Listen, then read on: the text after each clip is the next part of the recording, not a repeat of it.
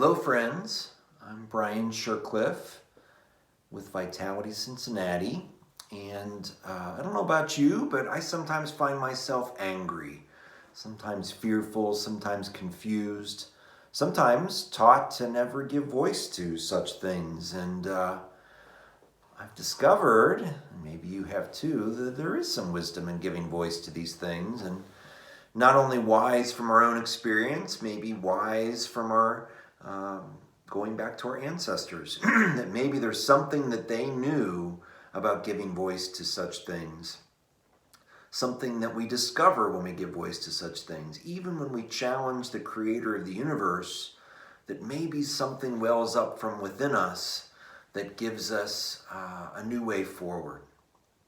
And as we think about this particular psalm that I'll read from a new studying of Ignatius' Spiritual Exercises, a book we put together at Vitality in 2015 and reissued in 2019 with a number of updates, including this particular psalm is translated. Psalm 44 is translated in this new way, giving voice to some of the more clever pieces within the Hebrew that are there for us to explore, and having some sense of what was happening in the life of the people that crafted this psalm. They were invaded by a power that was once much smaller than them, that gained a foothold in their region and took them down. This once strong nation taken down by this once small nation.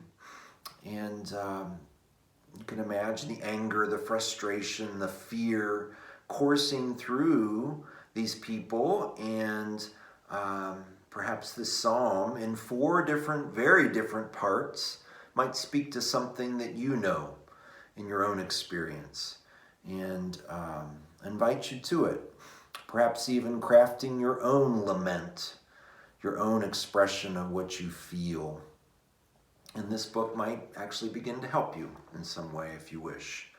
And if you indeed order it, make sure you order the new edition, which has this lovely map on the back by Parish Monk. And you can get it on our website, vitalitycincinnati.org, to get the correct or the updated edition that includes this particular translation of this psalm. So the psalm begins just with these short words before we get to part one of these four parts of the symphony. Symphony in four movements, as I call it. For the psalm leader, for the children who were shaven bald, as enslavers do to their slaves to demonstrate their power, their dominion over them. An opportunity offered here for insight at the crossroads where wisdom is born. Part one. Greatest powers! We heard it with our own ears. Our grandparents told us time and time again the accomplishments you did over and over again.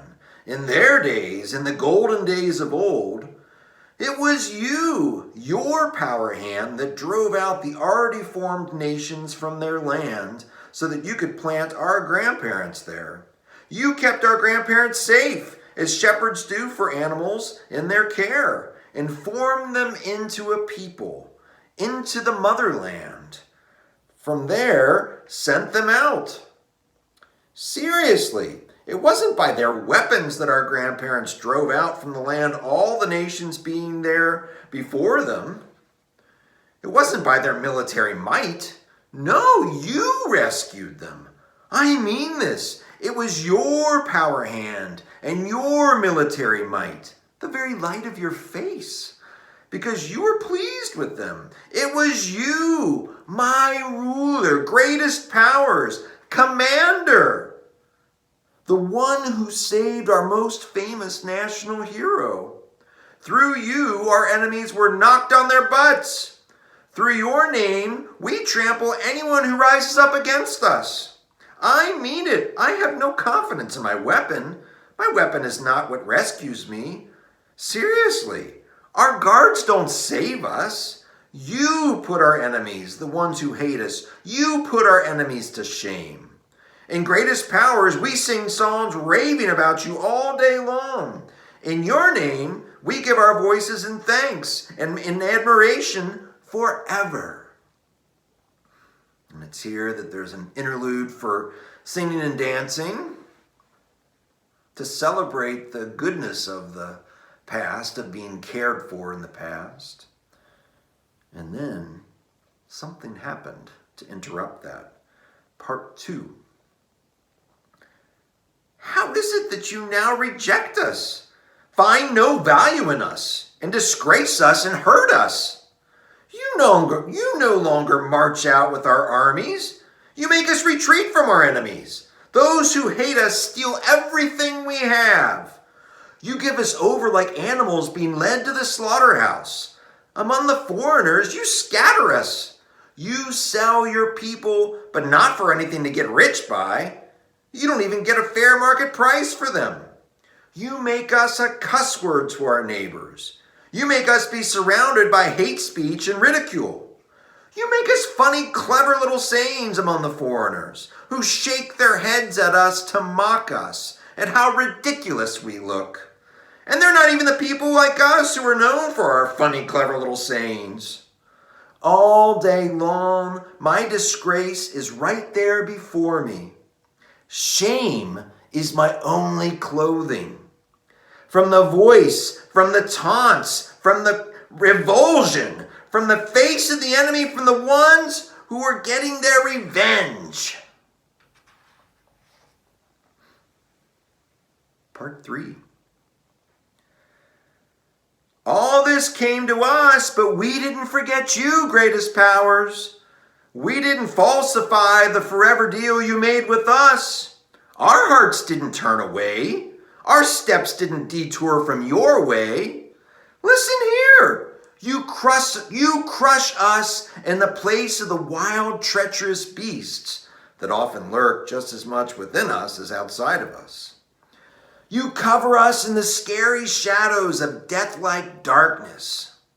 If we had forgotten the name of our greatest powers and spread out our hands in thanks and admiration and request to some strange power, wouldn't greatest powers have spied on us and noticed this? Because greatest powers knows the heart's secrets. I mean this. All because of you, we are killed all day long. We are thought of as little animals on the way to the slaughterhouse. Part 4. Wake up! How could you sleep, my boss, greatest powers? Wake up from death or drunkenness or whatever keeps you. Do not exclude us from the shine of success that surrounds you. Why, how can you hide your face? Forget our misery and our torture. I mean, look here. Bow down to the dust, the very life within us. Stuck to the muddy ground, our bellies. Get up! Help us! Buy us back! Pay the capture price. At least to keep the love each other backpack going.